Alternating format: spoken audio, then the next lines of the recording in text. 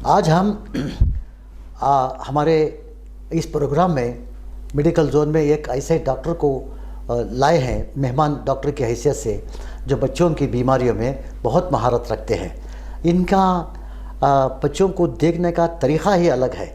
दूसरे पीडियाट्रिशियन की तरह ये लोग देखते नहीं, बल्कि बच्चे को न्यूनेट जो होता है, जो नया नया पैदा हुआ है, इस तरह के बच्चे भी अगर इनके पास आते हैं तो वो अपने हाथ में लेकर के उसका ख़ास तौर पर तज्ज़िया लेकर के बहुत इंटरेस्ट लेकर के ये काम करते हैं।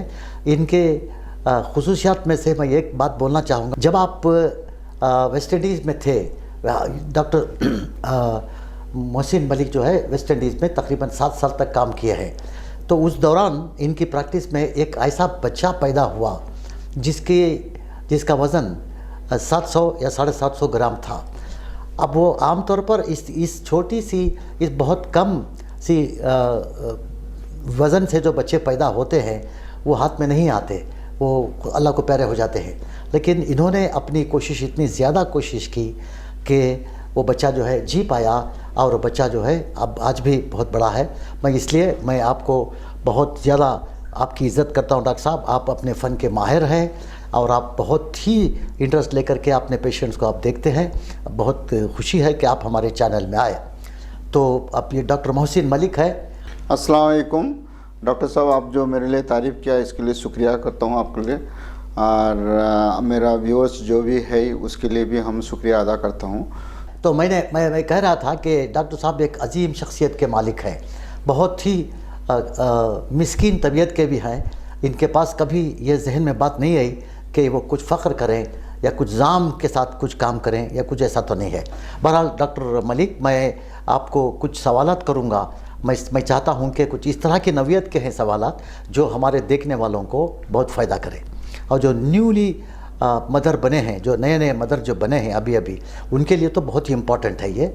तो इसके लिए सबसे पहले मैं बताऊँगा आपको कि how a lactating mother should care for her self. देखिए, आजकल हमारा सोसाइटी में जो मेरा प्रैक्टिकल एक्सपीरियंस है देख रहा हूँ, जो लैक्टेटिंग मदर है वो लोग को बहुत निगलेक्ट करता है। उसको पीछे राज क्या है, तो आदमी सोचता है जो वो खाली बच्चों को फीड कर रहा है और दूसरा क्या करेगा, लेकिन हाँ, कॉन्सेप्ट ऐसी नहीं है। साइंस अलग बोलता है। जो एक लेबर जो 8 आवर्स खेती में जो काम करता है, उसको जो एनर्जी लॉस होता है, वो जो थकान होता है, उसको जो टायर्डनेस होता, तो एक मादा जो बच्चों को फीड करता है उसी लेवल में उसको एनर्जी लॉस होता, उतना भी टायर्ड होता।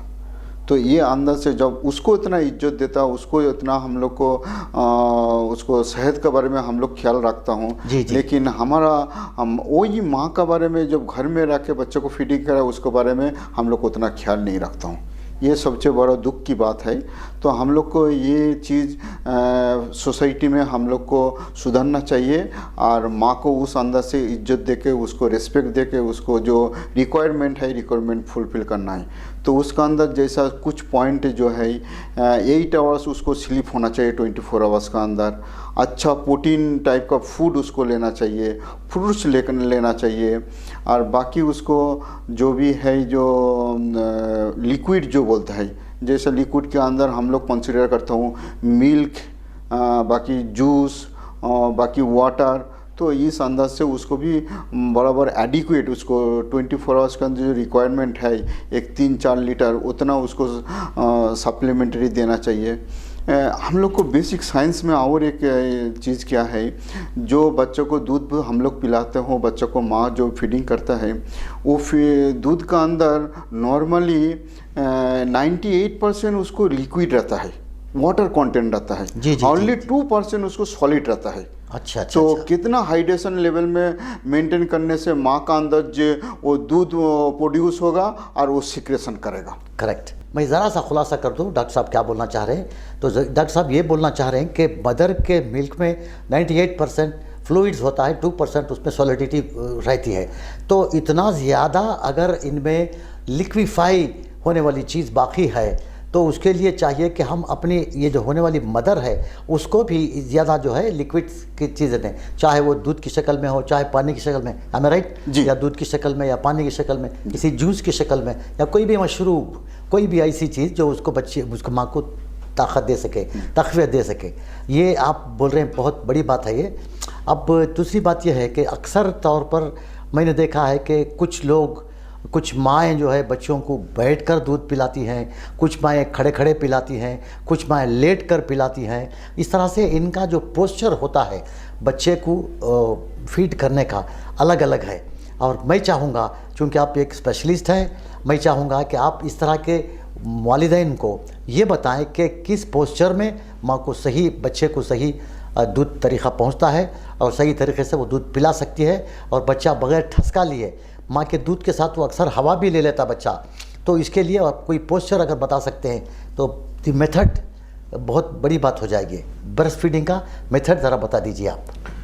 तो डॉक्टर साहब जो क्वेश्चन पूछा है, जो ये तो आम आदमी के लिए बहुत ज़रूरत है, जो अंडरस्टैंडिंग करने के लिए, जो बच्चा को दूध पिलाने के लिए तरीका कैसा है। ये हम लोग को कोई भी क्लासेस नहीं है व कुछ भी ट्रेनिंग नहीं है जो इसी करके, लेकिन ये भी एक चीज़ सीखने का है और फीडिंग करने का लिए है। जी जी। जैसा मदर को कभी भी फीडिंग करने के लिए पहले प्रिपरेशन लेना है मेंटली, एक तो साइकोलॉजिकल, जो मैं बच्चों को फीड करना है। अच्छा, माँ पहले सोचे हाँ कि वो, और अपना माइंड बनाए बनाए जी, तब फिर उसको, जैसा मैं आप इसका रिलेटेड मैं एक एग्जांपल देना चाहता हूँ। जी जी जी, बोलिए। जैसा पहला दिन का बच्चा जी जो पैदा हुआ है, हाँ हाँ, उसको माँ दूध पिलाने जा रहा है जी, तो माँ उसको दूध पिलाने के लिए कॉन्सेंट्रेट नहीं करेगा तो बच्चा दूध पीना ही छोड़ देंगे।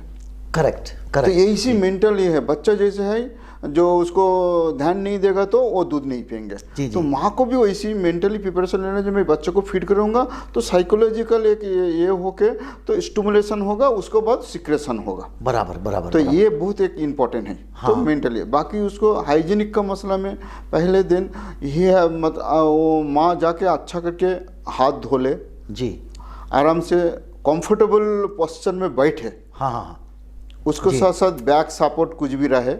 बाद में बच्चों को गोद में लेने के बाद बच्चों को भी एक पोजीशन में रखे, जो कंफर्टेबल पोजीशन में ब्रेस्ट में मिनिमम जाके वो रीच करे, एक हाथ दो हाथ का सपोर्ट देके। उसके बाद कभी भी शुरू करेगा तो राइट साइड में शुरू करना चाहिए। अच्छा अच्छा अच्छा, राइट साइड में शुरू करना चाहिए।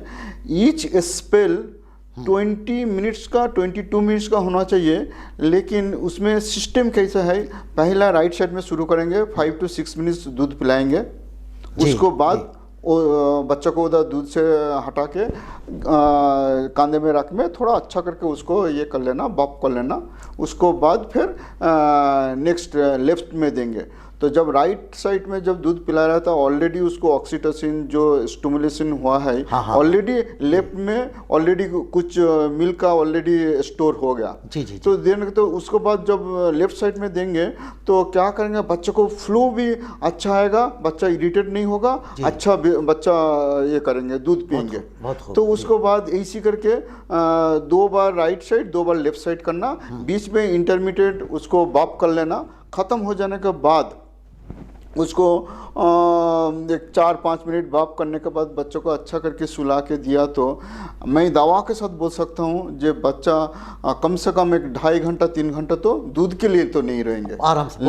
लेकिन मैं और एक देखा हूँ, मदर बोलता है जब मैं हाफ एन आवर छोड़ के 1 आवर छोड़ के मैं बच्चों को दूध पिलाता हूँ। तो ये टेक्निक की वजह से, ये गलत टेक्निक की वजह से बच्चे को ठीक से दूध पीता नहीं बोल के ये सब मसला आता है। अच्छा, यानी आप जो बोलना चाह रहे हैं कि माँ जो है सबसे पहले अपने राइट ब्रेस्ट से पिलाए 5-10 मिनट तक पिलाना, उसके बाद में बॉब मतलब कंधे पे डाल के ज़रा सा थपकी देना है, फिर उसको नीचे उतारो, फिर लेफ्ट में जाओ। क्योंकि पहली ब्रेस्ट से अगर आप दूध पिलाएंगे तो साइकोलॉजिकली इनको जो है वो वहाँ से भी लेफ्ट से भी आ जाएगा दूध, और फिर उसमें ऑक्सीटोसिन उसमें भरा हुआ मिल जाएगा जो बच्चे के इसके लिए बहुत ज़रूरी है। अच्छा, बॉब करना भी बहुत ज़रूरी है ना, इस तरह बॉब मतलब पीठ की थपकी देना। तो मतलब एक 10 मिनट राइट 10 मिनट लेफ्ट, तो 20 मिनट की फीडिंग में बच्चे को जो है इत्मीनान के साथ आराम से उसको जितनी उसकी मिकदार है, इसकी उसकी खुराक है वो मिल जाएगा। अच्छा, उसके बाद वो आराम से बच्चा सोएगा। तो बच्चा उसके बाद जो बच्चा सोएगा उसकी सोने की रफ्तार देखकर ही पता चलता है कि सही फीडिंग हुई है या नहीं हुआ। अच्छा, बिल्कुल सही, बिल्कुल सही।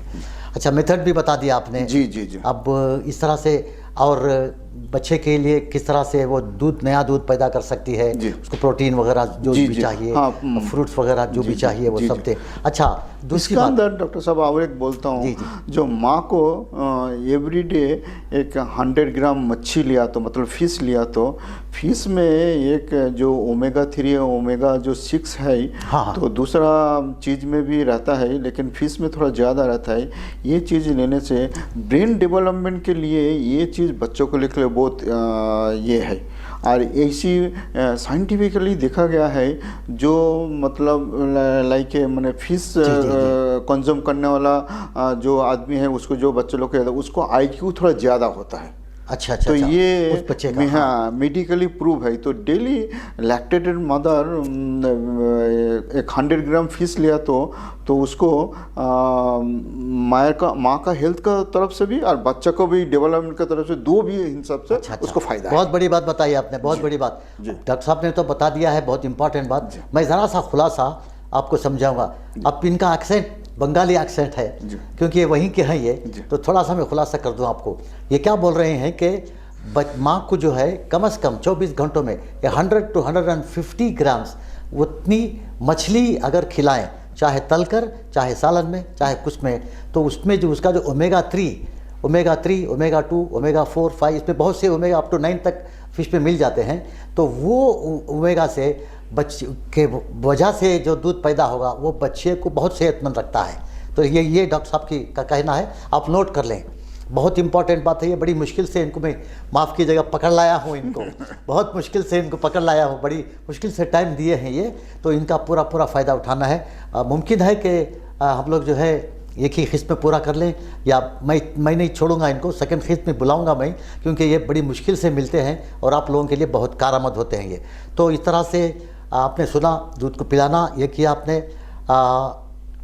अब एक दूसरी बात मैं बताता हूँ आपको, पूछना चाह रहा हूँ मैं। ये आमतौर पर अस्पताल में लोग जो है ये पीडियाट्रिशियंस को कॉलिक चाइल्ड बोल के कहते हैं, COLIC, कॉलिक चाइल्ड। ये कॉलिक चाइल्ड का मतलब क्या है? मैं तो समझ सकता हूँ, हमारे देखने वालों को बताइए जी। कॉलिक चाइल्ड किसे कहते हैं?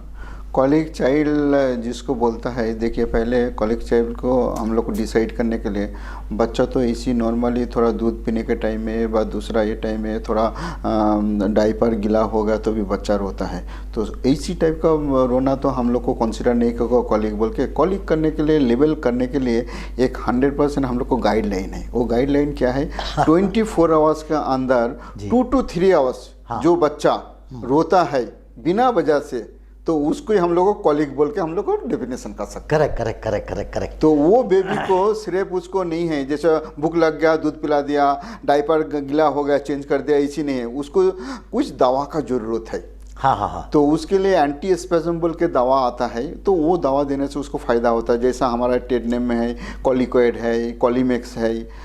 उसमें डोजेस भी आपको मैं समझा देता हूँ।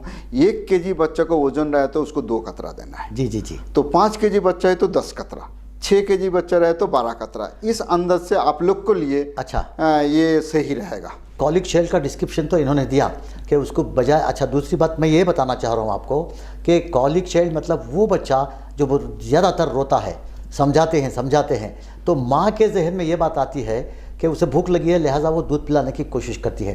ये ज़रूरी नहीं कि बच्चा जब भी रोता है उसको दूध पिलाया जाए। उसका जो डायपर गीला हो गया हो वो उसकी वजह से भी रो सकता है। उसकी जो बेडशीट है वो अगर झुरी पड़ गई हो, वो बच्चे को चुभ रहा हो, उससे भी वो बच्चा रो सकता है। या उसको डिस्कम्फर्ट या कोई चिमटी चली गई, क्योंकि बच्चे का दूध तो इधर उधर स्पिल होता है, तो वो लेने के लिए कोई चिमटी चली गई, किसी भी वजह से बच्चा रो सकता है। मगर उसे कॉलिक चाइल्ड का ब्रांड करना सही नहीं होता। दिस इज़ व्हाट ये बोल रही है। तो इस तरह से जो है आपको याद रखना चाहिए कि किस तरह से कॉलिक चाइल्ड को संभाला जा सकता है। और पेशाब के टाइम पे भी बच्चे रोते हैं ना जी।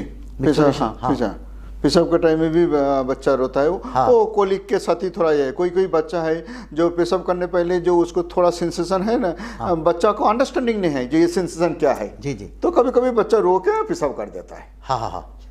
और पेन एब्डोमेन भी हो सकता है उसको। जी। पेन एब्डोमेन होता है, इंडाइजेशन होता है। और एक बात आपको बोल रहा है, पर्टिकुलरली मैं थोड़ा जो ये कर रहा हूँ, दिन भर बच्चा सुबह से शाम तक दूध पिलाया, उसको इंडाइजेशन हो गया। उसके बाद थोड़ा गैस प्रोड्यूस हुआ, थोड़ा पेट में दर्द हो रहा है, तो नॉर्मली कोलिक पेशेंट का और एक है सिर्फ जो डायपर के नहीं, normally afternoon, evening time, night time they are more crying in the afternoon अच्छा अच्छा सेशन। अच्छा अच्छा अच्छा अच्छा। ये भी एक लेवल करने के लिए, प्रैक्टिकली लेवल करने के लिए ये एक हम लोग के पास सिम्टम है। अच्छा, इसकी कोई खास वजह होगी डॉक्टर साहब? बच्चा दोपहर में ही रोता है, दोपहर में ज़्यादा रोता है, इसे कोई खास वजह? खास वजह नहीं है। जो देखिए सुबह से शाम तक उसको दूध पिलाया, भूख जैसा माँ दूध पिलाते रहे, लेकिन वो तो हजम नहीं हो, इंडाइजेशन हो गया। हाँ, हाँ। एक ही फीडिंग में तो वो पता नहीं चलेगा ना, तो 2-3 कंटिन्यू फीडिंग करने के लिए यही है, मतलब it is a time factor.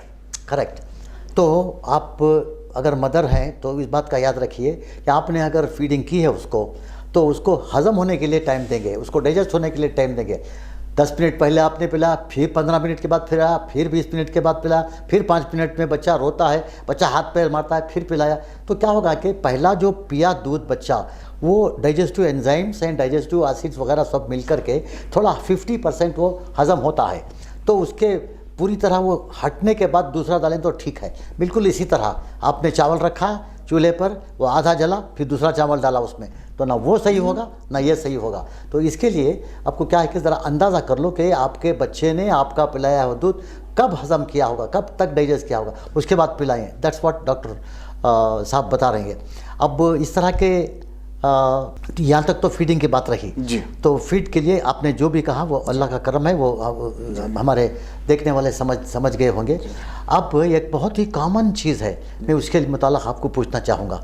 आम तौर पर क्या हुआ है कि घरों में सही वेंटिलेशन नहीं होता, या बच्चों को जो है वो सही गर्म नहीं रखते, या गर्म रखते हैं तो बहुत ज़्यादा गर्म रखते हैं, इतना ज़्यादा रखते हैं कि उसके बदन पे फुंसियाँ आने लग जाती है बच्चों के। तो उसको उस तरह के जो हीट बॉल्स जिसको कहते हैं, तो उसके लिए कैसा संभालना।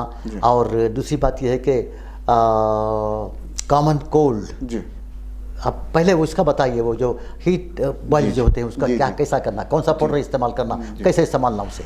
नॉर्मली देखिए डॉक्टर साहब, जो हम लोग को जो वेंटिलेशन का मसला, आप जो ये हुआ जो सोशल स्ट्रक्चर के लिए, तो उसके बाद है क्या, हम लोग को नॉर्मली जो मेडिकल साइंस में 6 महीने 7 महीने तक बच्चा का ना कोल्ड चीज़ का भी एहसास है, ना हॉट चीज़ का कुछ एहसास, बच्चा को ऐसी फीलिंग नहीं है। हाँ हाँ हाँ हाँ, तो बहुत बड़ी बात है, बहुत बड़ी। हाँ, वो फीलिंग नहीं होता। माँ बाप रहता है उसको जो आदत डाल देता है, तो वो आदत का ऊपर ही बच्चा उसको रिएक्ट करता। अभी सोच लीजिए 1 महीने का बच्चा कंटिन्यू उसको फैन के नीचे उस हो रहा है, देख रहा है उसको जो फैन चाहिए, और कल फैन बंद कर दिया तो उसको एहसास होगा, साइकोलॉजिकली उसके जहन में भी वो इसी होगा, इसी। लेकिन उसको साइंटिफिकली डेवलपमेंट वाइज उसको 6 महीना तक 7 महीने तक ना कोल्ड ना केवल हॉट का कोई भी एहसास नहीं है। It is a purely habit.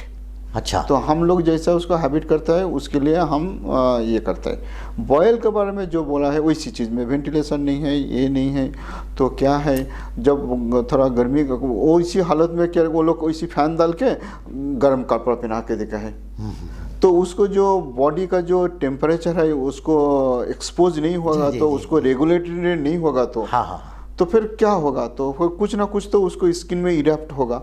तो वो इरेप्ट के हम लोग को ये बोलता हूँ। अच्छा, उसके लिए खास कुछ ट्रीटमेंट करने का जरूरत नहीं, सिंपल क्लॉथ, लाइट क्लॉथ पहना के रखे, उसको हाइजीनिक थोड़ा डेली उसको गर्म पानी करके थोड़ा क्लीन करे, और थोड़ा बहुत जो बेबी जॉनसन पाउडर बा कोई भी बेबी पाउडर वो इस्तेमाल कर सकते हैं। उसके लिए कुछ मेडिकेशन का जरूरत नहीं। अच्छा, ठीक है। चलो, अब ये कोल्ड जो होता है, कोल्ड जिससे बच्चे की सांस में तकलीफ होती है, कुछ रुक गया हो, कोल्ड, कॉमन कोल्ड को, उसको ऐसा ट्रीट करें ये लोग जी, कैसा संभालें ये बताइए। डॉक्टर साहब, पहले मैं आपको जैसा बोला फैन का बारे में जो बोलते हूँ, जो माँ बाप उसको आदत के लिए बच्चों को आदत डाल दिया है, तो ये छोटा बच्चों को उसको इम्यूनिटी अभी बिल्ट नहीं हुआ, उसको कोल्ड एंड काफ का कुछ भी हॉट का कुछ एहसास नहीं है, तो कंटिन्यू उसको फैन डालते रहेगा तो क्या होगा, तो उसके लिए वजह से ही मोस्ट ऑफ द 80% जो 6 महीने 7 महीने का जो बच्चा मैं ही देखता हूँ, उसको मेन जो प्रॉब्लम है,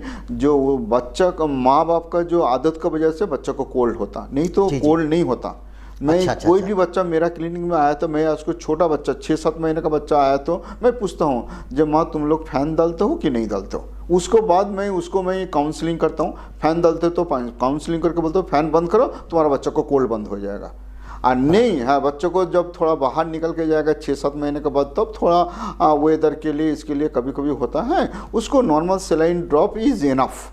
जी जी। उसके लिए इनफ है। नहीं हुआ तो थोड़ा मिंकोलाइट एजेंट जो कोल्ड के लिए जो आजकल हम लोग इस्तेमाल करता हूँ वो भी यूज़ करें तो उसको चलता है। लेकिन नॉर्मली उसको बुखार नहीं रहेगा तो, कोई भी काफ नहीं रहेगा तो, कुछ भी नहीं है तो कोल्ड के लिए normal saline drop is enough for the child. अच्छा अच्छा, अभी एक लास्ट क्वेश्चन रहेगा है फॉर द दिस थिंग। आमतौर पर जो है बच्चों को ईयर पेन होता है, कान में जो दर्द होता है, अब उसकी पहचान मदर को कैसे हो? कान के दर्द के लिए देखिए डॉक्टर साहब, एकदम पूरा क्लियर है, पिक्चर है। एग्जाम्पल जैसा बच्चा रोता है, कोलिकी में भी रोता है, हाँ हाँ, काफ को ये कान का दर्द का भी रोता है। जी जी जी। और बच्चा कभी कभी नेजल ब्लॉक हो गया तो रोता हाँ, है। हाँ, हाँ। लेकिन how to diagnosis the mother? हाँ कान का दर्द के लिए एक कंडीशन होना चाहिए, बच्चे को कोल्ड नहीं रहे तो कान का दर्द नहीं हो सकता। इट इज ए अच्छा, कोल्ड अच्छा। रिलेटेड। हाँ हाँ हाँ, कान का दर्द दो हिस्ट्री है। एक है जो कोल्ड होके 2-3 दिन पहले कोल्ड हुआ है, उसको ठीक से ट्रीट नहीं हुआ तो क्या करता है, जो इंटरनल जो मिडिल ईयर में थोड़ा इन्फेक्शन होके कभी कभी पस भी फॉर्मेशन होता है। अच्छा, तो पार्स फॉर्मेशन होके जो ड्रम है ना, वो ड्रम में थोड़ा सोइलिंग होके उसको थोड़ा क्या बोले दर्द फील होता है, उसके लिए रोता है। कभी कभी फिर वो होता है बस्ट हो जाने के बाद, वो हम लोग ओटाइटिस मीडिया जो बोलता हूँ, तो उसको वजह से ये होता है। मेनली इसको कोल्ड प्रिवेंट करेगा तो कान का दर्द का कोई भी रिलेशन नहीं है। अच्छा। बिना कोल्ड में कान का दर्द होना ही नहीं सही है, अच्छा, हो भी नहीं सकता। सही है सही है। तो इसके लिए कोई बच्चे को घर में कैल्पल ड्रॉप रहेगा तो कोल्ड का इलाज कर लिया तो इट विल बी सबसाइडेड। अच्छा, Nothing to worry बहुत अच्छा किया। और दूसरी बात यह है कि कोल्ड बच्चे को जो कान में जो दर्द होगा तो उसमें कुछ ड्रॉप डाल सकते हैं नन्हे बच्चे को? नॉर्मली जितना पीडियाट्रिक्स में जरूरत नहीं है। हाँ, बहुत सीवियर हो गया, इट इज़ अनकंट्रोलेबल, तब थोड़ा ईयर ड्रॉप्स भी डाले तो उसको लोकल रिएक्शन होकर दर्द कम होता। बहुत खूब बहुत खूब बहुत खूब। तो मैं समझता हूँ डॉक्टर साहब, आपकी आज का जो सेशन था तो इसमें 4-5 बहुत अच्छे सवाल के जवाब दिए आपका बहुत बहुत शुक्रिया कि आप पहले तो हमारे चैनल में आए और बहुत अच्छी बातें बताई। मतलब लेकिन मैं आपको छोड़ूंगा नहीं, आपको सेकंड के लिए भी बुलाऊंगा, सेकंड के लिए भी आएंगे और जो बची कुछ सवाल मेरे जहन में है वो मैं पूछता जाऊंगा। मैं जो पूछूंगा तो वो मेरे जो देखने वाले हैं उनकी तरफ से जो मुझे इत्तला मिलती है वो ये जानना चाहते हैं, वो जानना चाहते हैं, तो वो बात करेंगे। तब तक के लिए, नेक्स्ट एपिसोड तक के लिए हमें इजाज़त दीजिए। खुदा हाफिज़। अल्लाह हाफिज़।